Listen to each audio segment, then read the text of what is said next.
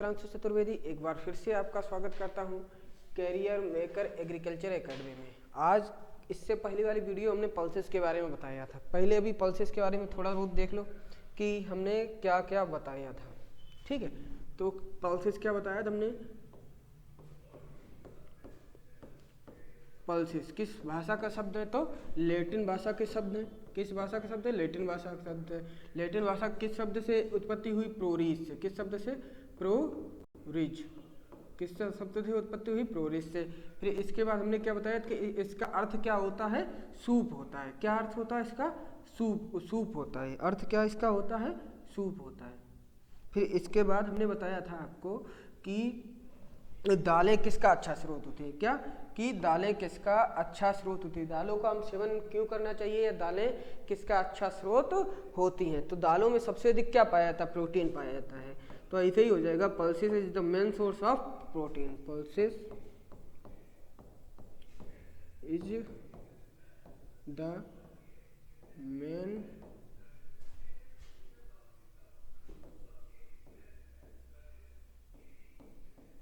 Source of, क्या हो जाएगा? Pulses is the main source of protein. किसका मेन सोर्स है? प्रोटीन का स्रोत है। प्रोटीन का स्रोत कौन है? पल्सेस है। सबसे मेन स्रोत अगर पूछेंगे कि पल्सेस का मेन स्रोत कौन है, तो प्रोटीन हो जाएगा। इसके बाद क्वेश्चन क्या होता है, जब मेन स्रोत प्रोटीन है तो प्रोटीन किससे बनी होती है? क्या है? प्रोटीन किससे बनी होती है? ये जो प्रोटीन है आपकी, प्रोटीन ये किससे बनी होती है? तो हमने कल आपको बताया था ये किससे बनी होती है? अमीनो एसिड, अमीनो एसिड से, अमीनो अम्ल से, अमीनो अम्ल से। ठीक है, क्या होता है? अमीनो अम्ल।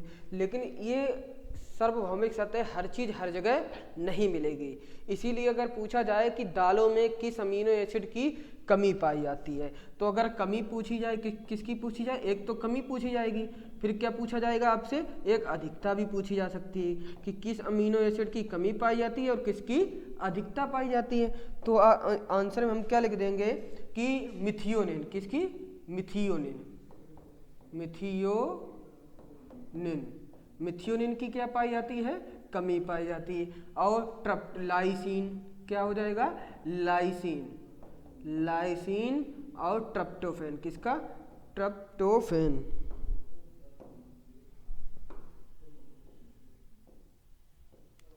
ट्रिप्टोफैन, ट्रिप्टोफैन की क्या पाई जाती है? अधिकता पाई जाती है। इन दोनों की अधिकता पाई जाएगी, इन दोनों की इसकी कमी पाई जाएगी। किसकी कमी पाई जाती है? मिथियोनिन की। अधिकता किसकी क्या पाई जाएगी? ट्रिप्टोफैन और लाइसिन की। अब इसके बाद क्वेश्चन क्या आता है, जैसे हमने दालों में तो पढ़ लिया किसकी अधिकता, किसकी अधिकता, दालों में तो पढ़ लिया किसकी अधिकता पाई जाती है और किसकी कमी पाई जाती है। इसके बाद क्या हमारा महत्वपूर्ण होता है? अनाज। ठीक है, अब अनाजों में भी प्रोटीन पाई जाती है। तो अनाजों में कौन सी प्रोटीन पाई जाती है वो भी देख लो। अनाजों में पाई जाती है, एक तो प्रोटीन किससे मिलकर बनती है? अमीनो एसिड से। तो अनाजों में किस अमीनो एसिड की अधिकता पाई जाती है? तो जिसकी कमी किस में पाई जाती है? Amino acid. देखो, अमीनो एसिड, अमीनो एसिड। तो देखो, कमी और अधिकता दोनों चीजें इसमें भी देख लो। क्या? कमी और अधिकता।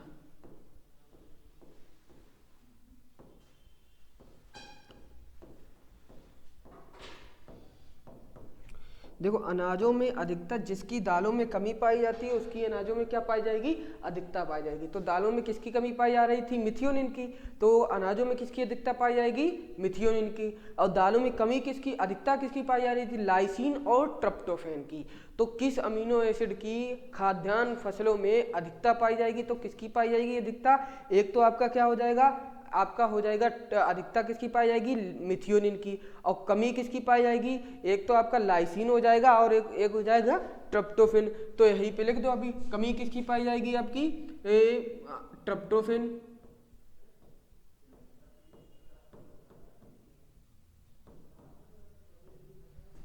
और लाइसिन। अधिकता किसकी पाई जाएगी? आपकी मिथियोनिन की।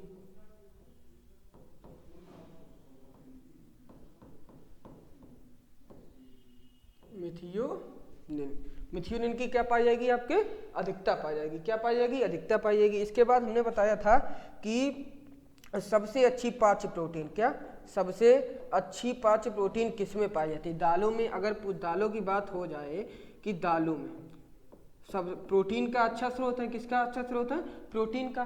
तो प्रोटीन सबसे अधिक प्रोटीन किस में पाई जाती है, अधिक प्रोटीन अगर बात कर ले, ये सब कल वाली क्लास में हम पढ़ा चुके हैं, बस आपका रिवीजन करा रहे हैं। तो सबसे अधिक प्रोटीन मसूर में मानी जाती है, मसूर, मूंग किस में मानी जाती है, मूंग में मानी जाती है। सबसे अधिक अगर प्रोटीन पूछा है किस में होगी, मूंग में होगी। ठीक, इसके बाद क्या हो जाएगा, किसमें अगर पूछा जाए कितनी पाई जाती है तो 25%। कितनी पाई जाती है, 25%। अगर फिर एक क्वेश्चन आता है कि सबसे कम किस में पाई जाती है, अगर कम की बात करें तो क्या हो जाएगा, इसमें चने की बात हो जाएगी। क्या हो जाएगा, चना। और चना में कितनी कितनी रेंज रहती है, 19 से 21% तक चने में रेंज रहती है। फिर एक प्रोटीन से ही और क्वेश्चन उठता है कि सबसे अच्छी सुपाच्य प्रोटीन, सबसे अच्छी, क्या सबसे अच्छी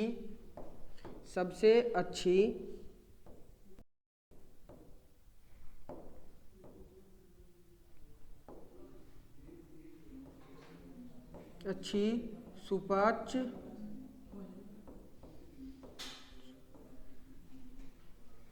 प्रोटीन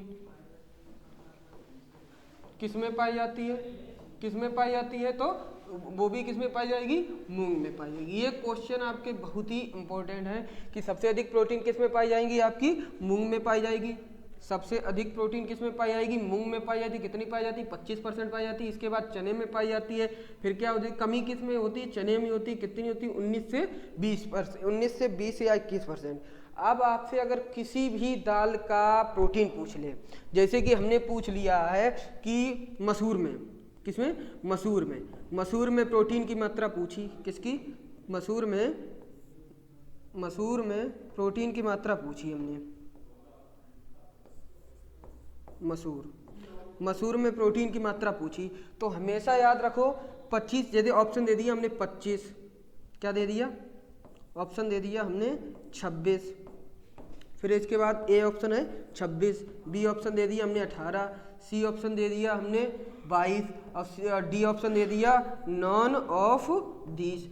ठीक है, नॉन ऑफ दीज। तो हमेशा याद रखो सबसे अधिक दालों में किसमें प्रोटीन पाई जाती है, मसूर में। और कितनी पाई जाती है, 25%। यानी कि आप 25% से अदर अगर ऑप्शन होगा तो वो अपने आप गलत हो जाएगा। क्या हो जाएगा, अपने आप गलत हो जाएगा। इसमें 25% से ऊपर वाला कौन सा ऑप्शन है, देखो 25% से ऊपर वाला कौन सा, 25 ही है। 25 तो इसमें पाई नहीं जाएगी। ठीक है, फिर इसके बाद क्या है, 19%। सबसे कम कितनी पाई जाती है दालों में, 19%। तो 19% से भी अगर जिसमें कम होगी, क्या प्रोटीन अगर किसी में भी 19% से कम आपका ऑप्शन में है तो वो ऑप्शन अपने आप गलत हो जाएगा। उसको आपको देखना ही नहीं कि ये प्रोटीन दालों में हो सकती है या नहीं हो सकती। इसके बाद क्या आ जाएगा, नॉन ऑफ दिस का तो कोई मतलब ही नहीं रहता है। ठीक है, फिर इसमें क्या हो जाएगी, 22% प्रोटीन, क्योंकि अब जिसमें भी आपसे पूछा जाए क्वेश्चन तो 25% से ऊपर होगी और 19 से 20% से बीच होगी। अब देखो अगला पॉइंट हमने क्या कराया, तो इसके बाद हार्वेस्टिंग इंडेक्स के बारे में बताया था आपको। क्या, हार्वेस्टिंग इंडेक्स। हार्वेस्टिंग इंडेक्स के बारे में हमने क्या बता दिया, पहले तो ये था कि इसको बताया किसने, तो बताया था तो डोनाल्ड ने। किसने बताया था, डोनाल्ड जो थे उन्होंने ही क्या कहा था कि हार्वेस्टिंग इंडेक्स के बारे में बताया था। सबसे इंपॉर्टेंट रहता है इसका फार्मूला। क्या रहता है, फार्मूला को हिंदी में क्या कहते हैं, सूत्र कहते हैं। क्या कहते हैं, सूत्र कहते हैं। तो सूत्र इसका क्या था, देखो सबसे इंपॉर्टेंट क्या बात है, सूत्र की बात है। क्योंकि ये हमने बताया था का economic yield upon biological yield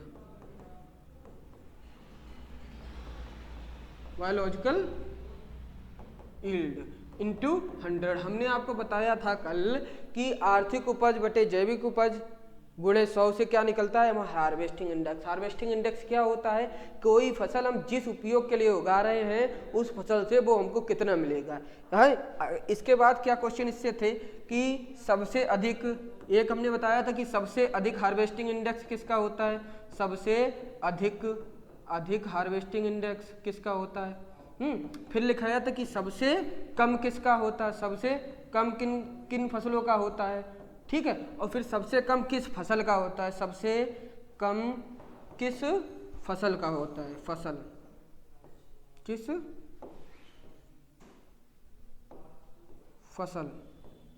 फसल का होता है। तो ये 4 क्वेश्चन आपसे बहुत ही इंपॉर्टेंट हैं, इन चारों के नाम सुनिएगा।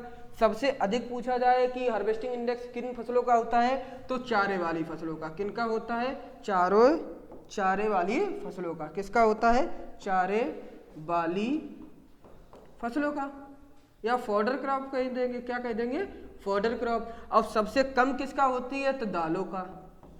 देखो अगर सबसे कम दाल वाली फसलों का, दाल वाली फसलों का क्या होगा, सबसे कम होगा, सबसे अधिक किसका होगा, चारे वाली फसलों। क्यों होता है, क्योंकि हम चारा को सीधा सीधा काट के पूरा अपने मवेशियों को खवा देते हैं और 1% उसका क्या होता है, लॉस नहीं होता है। लेकिन दालों में ऐसा नहीं होता है। दालों में अगर हम 50 गड्ढा बोझे का 50 किलो का गट्ठा लाएं तो उसमें से 5 से 6 किलो या 10 किलो, अधिकतम 10 किलो ही दाल निकलती है। इसलिए दालों का क्या होता है, सबसे कम हार्वेस्टिंग इंडेक्स होता है। फिर अगला क्वेश्चन आएगा, ये आपका क्वेश्चन किसमें, यूपी कैटेड में भी पूछा जा चुका है। इसका फार्मूला यूपी कैटेड में भी पूछा जा चुका है, जेट में भी पूछा जा चुका है आपका। किसमें, जेट में, और एमएससी के एग्जाम में आया था। जेट के एमएससी के एग्जाम में आया था कि हार्वेस्टिंग इंडेक्स का फार्मूला क्या होता है। और ये क्वेश्चन आपका यूपी कैटेड में पूछा जा चुका है। यूपी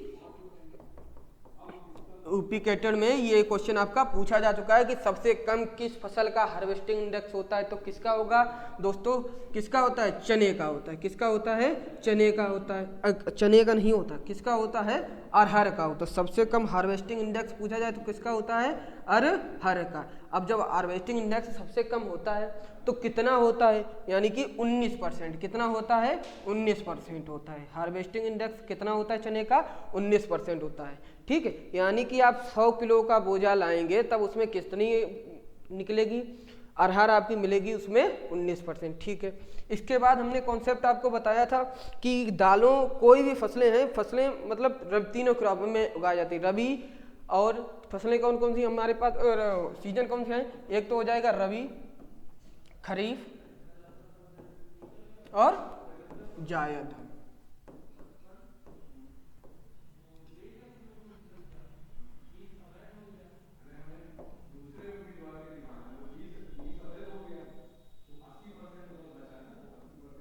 जायद। आपको पता है कि फसलें कितने प्रकार की होती हैं, मतलब फसलें कब कब, खरीफ की भी होती हैं, रबी की भी होती है और जायद की भी होती हैं। लेकिन जो दालों की रबी और खरीफ में खेती की जाती है, दालों की खेती कब की जाती है, रबी और खरीफ में। तो अब देखो रबी और खरीफ में खेती की जाती है, उनमें सिमिलरिटी कितनी होती है, क्या होती है, सिमिलरिटी आप देखना कितनी होती है, मतलब समानता क्या होती है, क्या क्या होती है। आप सबसे पहले देखो खरीफ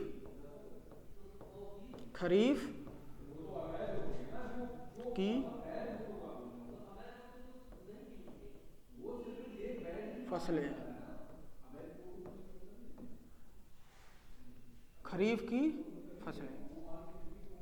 खरीफ की फसलें में क्या हम आपको बताएंगे कि कौन कौन सी दालें हैं जिनका किसमें प्रयोग होता है, खरीफ की फसलों में। नंबर 1 लिखो, देखो नंबर एक आपकी हो जाएगी मूंग। क्या हो जाएगी, मूंग, ठीक है।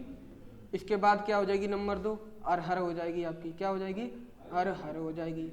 नंबर 3 आपकी क्या हो जाएगी, नंबर 3 आपकी हो जाएगी अरहर के बाद आ जाएगी आपकी लोबिया। क्या आ जाएगी, लोबिया।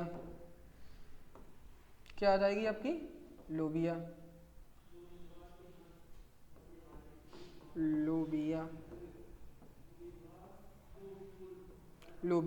लोबिया के बाद क्या आ जाएगी आपकी मोठ। ये आपकी क्या है, आपकी खरीफ ऋतु की फसलें हैं, खरीफ ऋतु की दलहनी फसलें हैं। क्या हैं, खरीफ ऋतु की दलहनी फसलें कौन कौन सी हैं, अड़द हो गया, उड़द हो गई। 5वां क्या हो जाएगी आपकी, उड़द। अरहर उड़द मूंग लोबिया, अरहर उड़द मूंग लोबिया मोठ। अरहर उड़द मूंग लोबिया मोठ, ये किस ऋतु की फसल है, आपकी खरीफ ऋतु की फसल है। इसके बाद क्वेश्चन देखना आप, अब यहाँ से आपका शुरू होगा जादू। क्या शुरू जादू होगा? आपको किसी भी खरीफ फसल का अगर जन्म स्थान पूछ ले, क्या पूछ ले इनमें से? किसका जन्म स्थान? जन्म स्थान।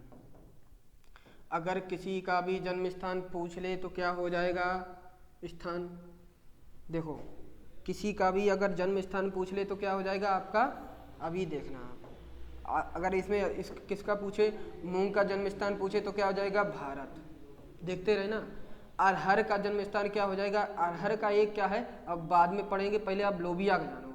लोबिया का, मोठ का और उड़द का। उड़द का जन्म स्थान क्या है?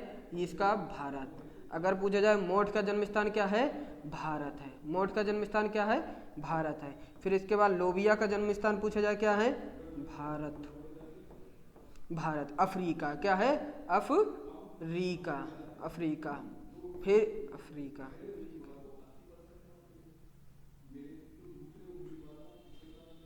फिर इसके बाद अरहर का जन्म स्थान क्या है? लोबिया का जन्म स्थान क्या है? अफ्रीका। फिर इसके बाद पूछ लीजिए अरहर का जन्म स्थान क्या है? इसका भी जन्म स्थान क्या है? भारत है। क्या है? आप ये देखिए ज्यादातर क्या है, सबका जन्म स्थान क्या है? मूंग का जन्म स्थान भारत, अरहर का जन्म स्थान भारत और उड़द का जन्म स्थान भारत हो जाएगा। मोठ का जन्म स्थान भारत। आपका लोबिया को छोड़कर सबका जन्म स्थान क्या हो जाएगा? भारत हो जाएगा। सबका जन्म स्थान क्या हो जाएगा? भारत हो जाएगा। इसके बाद क्वेश्चन क्या बनता है? आप अफ्रीका। इसके बाद क्वेश्चन क्या बनता है आपका? अब वो देखो, इसके बाद क्वेश्चन बनता है कि इनका जो गुणसूत्र क्या हो जाएंगे? इनके गुणसूत्र आपके 2n से, ये तो जन्म स्थान से क्या हो गया। अब इसका 2n यानी कि गुणसूत्र, इसमें कितने कितने गुणसूत्र पाए जाते हैं? जादू देखना, आप बस देखते रहना ध्यान से, ना नोट करो ना कुछ करो, बस ध्यान से देखते रहना। इसमें गुणसूत्र कितने पाए जाते हैं? गुणसूत्र सबसे पहले अगर बात आ जाए कि गुणसूत्र को लिखते कैसे हैं? 2n से। इसको क्या कहते हैं? गुणसूत्र। गुणसूत्र शब्द किसने दिया? तो वाल्डेयर ने। किसने दिया? वाल्डेयर। किसने दिया? गुणसूत्र शब्द किसने दिया? तो वाल्डेयर ने दिया। गुणसूत्र को 2n से लिखते हैं। गुणसूत्र होते कैसे हैं? तो द्विगुणित होते हैं। कैसे होते हैं? द्विगुणित। तो अगर पूछा जाए मूंग में, किसमें? मूंग में गुणसूत्रों की संख्या कितनी होती है? तो मेरे दोस्तों कितनी होती है? 22 होती है। कितनी होती है गुणसूत्रों की संख्या? 22 होती है। अरहर में गुणसूत्रों की संख्या कितनी होती है? 22 होती है। अगर पूछा जाए लोबिया में गुणसूत्रों की संख्या कितनी होती है? 22 होती है। मोठ में गुणसूत्रों की संख्या कितनी होती है? 22 होती है। उड़द में गुणसूत्रों की संख्या कितनी होती है? 22 होती है। इन सभी में गुणसूत्रों की संख्या कितनी होती है? 22 होती है। अरहर में गुणसूत्रों की संख्या 22, मोठ में गुणसूत्रों की संख्या 22, मूंग में गुणसूत्रों की संख्या 22 और अगर पूछा जाए लोबिया में गुणसूत्रों की संख्या 22। ध्यान से सुनते रहना, बस लीड लगाओ और सुनते रहो, सब याद हो जाएगा। फिर इसके बाद पाया जाता है कि पूछा जाता है कि दालों में अंकुरण कैसा पाया जाता है? क्या कि दालों में अंकुरण कैसा पाया जाता है? तो अधिकतर 99% जो दालें होती हैं उनमें खरीफ क्रॉप की 99% दालों में कैसा अंकुरण पाया जाता है? हाइपोजियल, इप्पीजियल अंकुरण पाया जाता है। इप्पीजियल अंकुरण पाया जाता है। लगभग जो इसकी फसलें हैं वो 99% में कैसा? इप्पीजियल। कैसा अंकुरण पाया जाता है? इप्पीजियल अंकुरण पाया जाता है। फिर इसके बाद क्या क्वेश्चन आ जाएगा आपका? इनका जन्म स्थान हो गया, इनका। अब आएगा रबी क्रॉप की। ये अब किसकी आ जाएगी? रबी की बात आ जाएगी। किसकी बात आ जाएगी? रबी की बात। रबी की फसलें।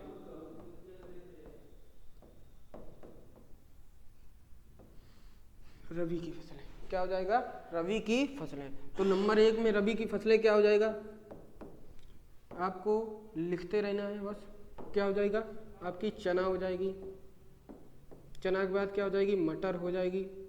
मटर के बाद क्या हो जाएगी? आपकी मसूर हो जाएगी, लिंटन कहते हैं। मसूर के बाद क्या हो जाएगी? आपकी ये किसकी क्रॉप है? ये सारी क्रॉप है रबी क्रॉप की। वो दलहनी फसलें जो रबी क्रॉप में उगाई जाती हैं कौन कौन सी हैं? चना, मसूर और मटर। चना, मसूर, मटर या चना, मसूर, मटर। क्या कौन कौन सी हैं? चना, मसूर, मटर। चना, मसूर, मटर। ठीक है। अब वही बात है कि इन सभी का अगर जन्म स्थान पूछा जाए तो क्या हो जाएगा, किसकी बात की जाए, जन्म स्थान की बात की जाए, जन्म स्थान की भी बात की जाए तो क्या हो जाएगा, सबसे पहले ओरिजिन प्लेस की बात कर लो। ठीक है, तो अगर आप जन्म स्थान की बात करेंगे किसके बारे में, चने के बारे में, किसके बारे में आप करेंगे, तो चना दो प्रकार का होता है, एक तो देसी चना होता है, कैसा होता है, देसी चना, एक होता है काबुली चना। कौन सा होता है, काबुली चना, देसी चना और काबुली चना। तो इन दोनों का जन्म स्थान अलग अलग है, कहाँ है, अलग अलग है। हमने किस में क्या क्या बताया था, मसूर का जन्म, वो उर्द का जन्म स्थान क्या होता है, भारत होता है, और मूंग का जन्म स्थान क्या होता है, भारत होता है। लोबिया का जन्म स्थान क्या होता है, अफ्रीका होता है। लेकिन मोठ का जन्म स्थान क्या होता है, उसका भी भारत होता है।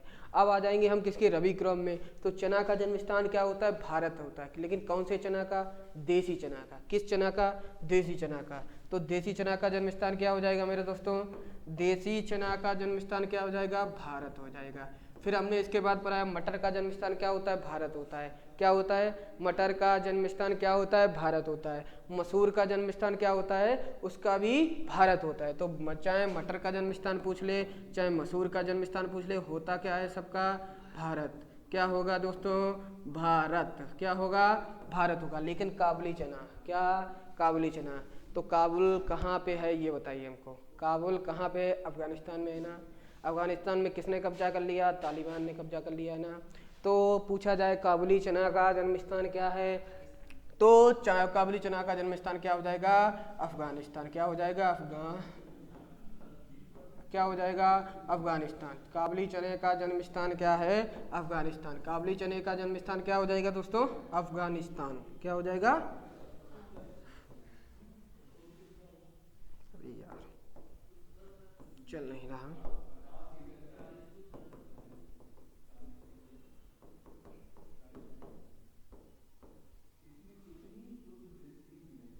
क्या हो जाएगा, अफगानिस्तान। इसके बाद अब किसकी बात आ जाएगी, हमने जैसे कि उसमें बात किया था, क्या बात किया था कि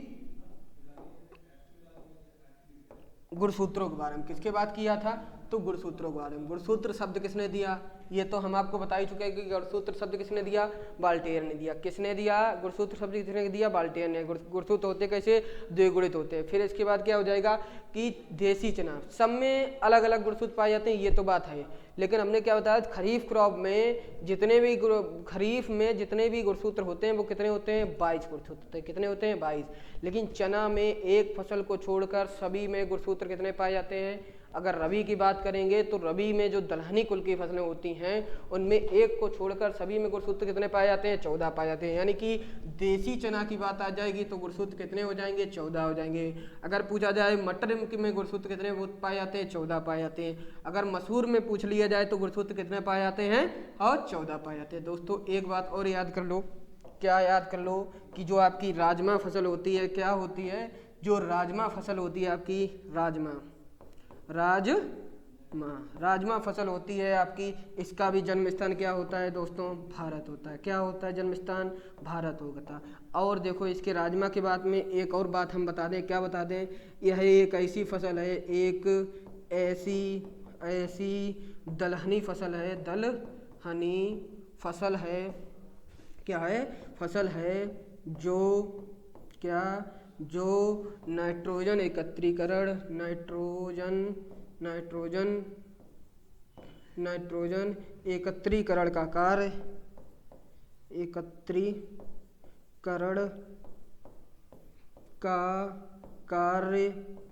एकत्रीकरण का कार्य नहीं करती है। क्या करती है, नहीं करती है।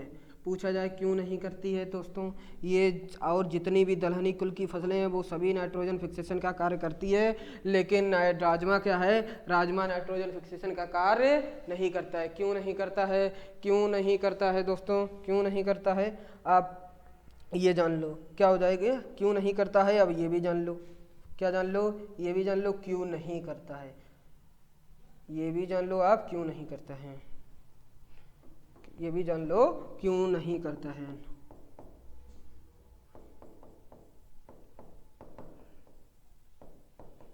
ठीक है, ये भी जान लो क्यों नहीं करता, क्योंकि देखो एक जीवाणु पाया जाता है सभी दलहनी फसलों में, क्या जीवाणु पाया जाता है जिसके कारण वो वातावरण की नाइट्रोजन को अपनी जड़ों में फिक्सेशन कर लेती हैं। वो कौन सा जीवाणु होता है? उस जीवाणु को कहते हैं, एक जीवाणु पाया जाता है। कौन सा क्या पाया जाता है? जीवाणु। जीवाणु जो पाया जाता है उस जीवाणु का नाम है राइजोबियम। क्या नाम है? राइजोबियम। राइजोबियम। ठीक है, क्या होता है? चलो अगले नेक्स्ट पेज पे तुम्हें ये बताएं सब। क्या बताएं? अभी इस पे दोबारा आना पड़ेगा। तो एक जीवाणु होता, जीवाणु कौन सा होता है? जीवाणु कौन सा होता है? जीवाणु राइजोबियम होता है। कौन सा होता है? इसका नाम क्या है? राइजोबियम। क्या होता है? राइजोबियम। राइजोबियम जीवाणु होता है। ये क्या करता है? नाइट्रोजन फिक्सेशन का कार्य करता है। लेकिन किस लिए करता है? क्योंकि इसमें पाया जाता है लैग हीमोग्लोबिन वर्णक। क्या पाया जाता है? एक वर्णक पाया जाता है। वर्णक पाया जाता है जिसका नाम क्या है? Lag haemoglobin.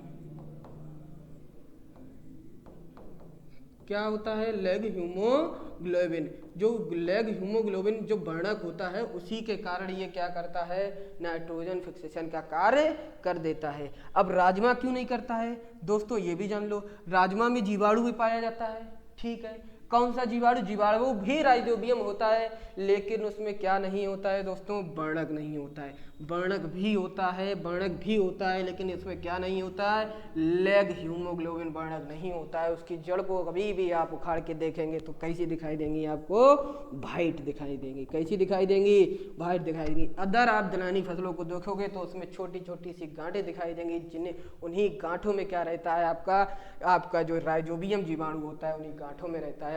और वो गांठें कैसी होगी? रेड कलर की होगी। हल्की रेड, लाइट रेड या हल्की लाल कलर की जरूर आपको दिखाई देंगी, जिससे प्रतीत होता है उसमें कैसा वर्णक होता है? हीमोग्लोबिन, लैग हीमोग्लोबिन वर्णक। अगर पूछा जाए राइजोबियम में कौन सा वर्णक पाया जाता है? लैग हीमोग्लोबिन वर्णक पाया जाता है। जीवाणु कौन सा जड़ों में पाया जाता है? राइजोबियम जीवाणु पाया जाता है। इसके बाद अब आ जाओ अगली बात पे जो हम लोग कर रहे थे बात। वो क्या बात थी? वो बात ये थी कि राजमा का जन्म स्थान क्या है? भारत है। तो राजमा में गुणसूत्र भी कितने पाए जाएंगे दोस्तों? 14 पाए जाएंगे। लेकिन हमारे देश का कौन नहीं है? हमारे देश का काबुली चना नहीं है। कौन नहीं है हमारे देश का? काबुली चना में नहीं है। तो काबुली चना में गुणसूत्र भी अलग हैं दोस्तों, और वो गुणसूत्र कितने हैं? 16 गुणसूत्र हैं। काबुली चने में कितने गुणसूत्र हैं? 16 गुणसूत्र पाए जाते हैं। इन सभी का जन्म स्थान अगर पूछा जाए, क्या पूछा जाए? जन्म स्थान पूछा जाए, काबुली चना को छोड़ दो, सबका जन्म स्थान क्या है? भारत है। अगर आप रबी और क्रॉप, रबी क्या करेंगे? अगर आप रबी क्रॉप की और खरीफ क्रॉप दोनों में मिला दें तो किसको छोड़ दो आप? एक तो काबुली चना को छोड़ दो। किसको छोड़ दो? काबुली चना को छोड़ दो। दूसरा किसको छोड़ दो आप? लोबिया को छोड़ दो। किसका छोड़ दो? लोबिया को छोड़ दो। सभी का जन्म स्थान क्या कर दो आप दोस्तों? भारत कर दो। क्या कर दो? भारत कर दो। आज की वीडियो में इतना ही। आगे जो आपको वीडियो हम बनाएंगे उसमें फसलें स्टार्ट कर देंगे। एक बार देख लो स्टार्टिंग से हमने क्या देखा है, वो देख लीजिए आप। कि हमने बताया पल्सिस किस भाषा का शब्द है? लैटिन भाषा का प्रोरी शब्द से उत्पत्ति हुई, जिसका अर्थ क्या होता है? सूप होता है। ये मेन सोर्स किसका होती है? प्रोटीन का होती है। प्रोटीन किससे बनी होती है? अमीनो एसिड से मिलकर बनी होती है। दालों में किस प्रोटीन की कमी पाई जाती है? किस अमीनो एसिड की कमी पाई जाती है? तो मिथियोनिन की। किसकी अधिकता पाई जाती है? लाइसिन तो ट्रिप्टोफैन की। फिर इसके बाद क्वेश्चन क्या था? हमने किया था, जल्दी से देखेंगे। अनाज, दालों के बाद किसकी हम बात करेंगे? अनाजों की। अनाजों में किसकी अधिकता पाई जाती है? तो अमीनो एसिड में किसकी अधिकता पाई जाती है? मिथियोनिन की। जिसकी दालों में कमी उसके अनाजों में अधिकता, जिसकी दालों में कमी उसके अनाजों में क्या पाई जाएगी? अधिकता। और जिसकी दालों में अधिकता पाई जाती है उसके अनाजों में क्या पाई जाएगी दोस्तों? कमी पाई जाएगी। क्या पाई जाएगी? कमी। तो दालों में किसकी अधिकता? ट्रिप्टोफैन और लाइसिन की। तो अनाजों में किसकी कमी? ट्रिप्टोफैन और लाइसिन की कमी। किसकी कमी? ट्रिप्टोफैन और लाइसिन की। अब आ जाती है सबसे बड़ी बात, क्या आ जाती है कि सबसे अधिक प्रोटीन किस में पाई जाएगी? क्या पाई जाएगी? सबसे अधिक प्रोटीन किस में पाई जाती है? मूंग में पाई जाती है। कितनी पाई जाती है? 25%। सबसे कम प्रोटीन किस में पाई जाती है? चना में पाई जाती है। कितनी पाई जाती है? 19 से 21%। अगर पूछा जाए सबसे अच्छी सुपाच्य प्रोटीन, क्या सबसे अच्छी सुपाच्य प्रोटीन किसमें पाई जाती है? तो मूंग में। और पूछा जाए कि ब्लड प्यूरिफायर का काम कौन सी दाल करती है? क्या ब्लड प्यूरिफायर का काम कौन सी दाल करती है मेरे दोस्तों? तो ब्लड प्यूरिफायर की काम क्या करती है? चना करती है। कौन सी दाल करती है? चना। कौन सी दाल करती है? ब्लड ब्लड प्यूरिफायर, रक्त शुद्धिकरण। ब्लड प्यूरिफायर का कार्य कौन करती है? चना करती है। सबसे अच्छी सुपाच्य प्रोटीन किसमें पाई जाती है? मूंग में पाई जाती है। इसके बाद क्या क्वेश्चन था आपका कि हाँ हार्वेस्टिंग इंडेक्स, आज का सबसे इंपॉर्टेंट क्वेश्चन यही से बनेगा आपका, हार्वेस्टिंग इंडेक्स थे। तो हार्वेस्टिंग इंडेक्स नाम किसने दिया? दोस्तों डोनाल्ड ने दिया। किसने नाम दिया? डोनाल्ड ने नाम दिया। वो सूत्र किसका होता है? इसका सूत्र जेट में आ चुका है, यूपी कैडेट की एमएससी एग्जाम में आ चुका है, और किस में आ चुका है? आपका आईसीएआर के एमएससी के एग्जाम में आ चुका है। तो उसका फार्मूला क्या होगा? Economic yield upon biological yield into 100, मतलब कि आर्थिक उपज बटे जैविक उपज गुणे 100। इसके बाद क्या हो जाता है? सबसे अधिक हार्वेस्टिंग इंडेक्स किसका पाया जाता है? सबसे अधिक हार्वेस्टिंग इंडेक्स किसका होता है? तो सबसे अधिक हार्वेस्टिंग इंडेक्स होता है चारे वाली फसलों का। सबसे कम किसका होता है? दालों का। अगर पूछा जाए दालों में सबसे कम किसका है? अरहर का। कितना है? 19% है। फिर इसके बाद क्वेश्चन क्या आएगा आपका कि खरीफ की फसलें, क्या खरीफ उर्द मूंग क्या हो जाएगी आपकी? खरीफ की फसलें उर्द हो जाएगी, मूंग हो जाएगी, आपकी मोठ हो जाएगी, लोबिया हो जाएगी। ये किसकी फसलें हैं? आपकी किसकी फसलें हैं? सभी खरीफ की फसलें हैं। खरीफ की फसलों में जिसका भी जन्म स्थान पूछा जाए क्या हो जाएगा? भारत। किसको छोड़ के? आपको लोबिया को छोड़ के। लोबिया का जन्म स्थान क्या है? लोबिया का जन्म स्थान भारत है। मोठ का जन्म स्थान, लोबिया का जन्म स्थान अफ्रीका है। मोठ का जन्म स्थान भारत है। उर्द का जन्म स्थान भारत है। अरहर का जन्म स्थान भारत है। मूंग का जन्म स्थान भारत है। इनके गुणसूत्र की बात करेंगे तो सब में गुणसूत्रों की संख्या कितनी होती है? 22। दोस्तों अलग से कुछ नहीं याद करना है, एक साथ याद करोगे, कोरिलेट करके याद करोगे, आपको याद नहीं बस समझना है। कॉपी पेन लेके ना बैठो, बस ध्यान से लीड लगाकर मेरी वीडियो को देखते रहो। एक बार आगे चलते हैं, आपका समय नष्ट नहीं करेंगे। रबी में कौन कौन सी आती है? चना हो जाएगी, मटर हो जाएगी, मसूर हो जाएगी। चना, मटर, मसूर, राजमा। चना, मटर, मसूर, राजमा किस ऋतु की फसलें हैं? तो रबी ऋतु की फसलें। इनमें सब में गुणसूत्र संख्या कितनी हो जाएगी? 14। कितनी हो जाएगी? 14 हो जाएगी। कितनी हो जाएगी? 14 हो जाएगी। सिर्फ किसको? अफगानिस्तानी चना या काबुली चना को छोड़कर। किसको? अफगानिस्तानी या काबुली चना को छोड़कर सबके में गुणसूत्रों की संख्या कितनी हो जाएगी? कितनी हो जाएगी? 14। फिर पूछा जाए कौन सी ऐसी नाइट्रोजन फिक्सेशन वाली क्रॉप है जिसको कौन सी ऐसी दलहन है जो नाइट्रोजन फिक्सेशन नहीं करती है? तो कौन सी हो जाएगी? राजमा। पूछा जाए दालों की जड़ों में कौन सा जीवाणु पाया जाता है? तो कौन सा हो जाएगा आपका? कौन सा हो जाएगा? राइजोबियम जीवाणु। उनमें कौन सा वर्णक पाया जाता है? तो कौन सा हो जाएगा दोस्तों? Leg haemoglobin. पूछा जाएगा कि राजमा की जड़ें कैसी होती है? तो सफेद होती है। अन्य दलहनी जड़ों कैसी होती है? हल्की लाल होती है। पूछा जाएगा। इसके बाद आपसे चलिए आप थैंक यू, इसके बाद कल बताते हैं। चलिए धन्यवाद।